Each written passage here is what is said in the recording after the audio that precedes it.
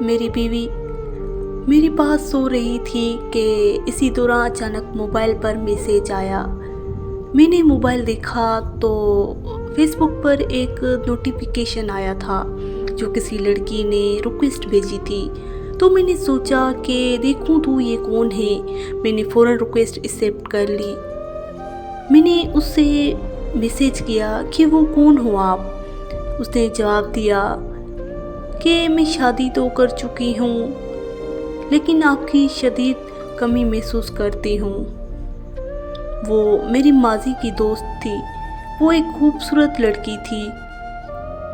پتہ نہیں کیوں میں نے کچھ سوچتے ہوئے میں نے چیٹ بند کر دی۔ میں نہیں چاہتا تھا کہ میری بیوی کی نیند خراب ہو۔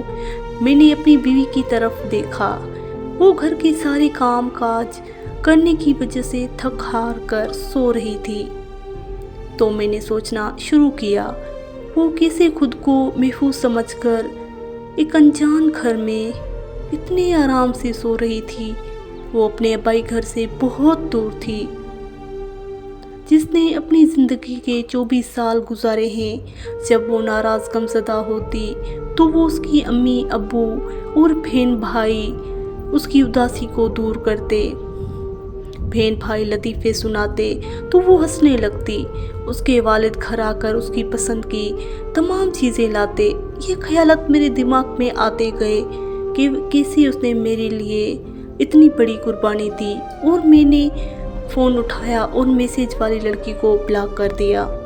پھر میں نے اپنی بیوی کی طرف رخ کر کے سو گیا، کیونکہ میں مرد ہوں، ایک ایسا مرد جو اپنی بیوی کو دھوکہ نہیں دے سکتا، جو ایک کنبہ نہیں توڑ سکتا۔ میاں بیوی میں محبت تب کم یا ختم ہوتی ہے جب کوئی تیسرا درمیان میں آ جاتا ہے۔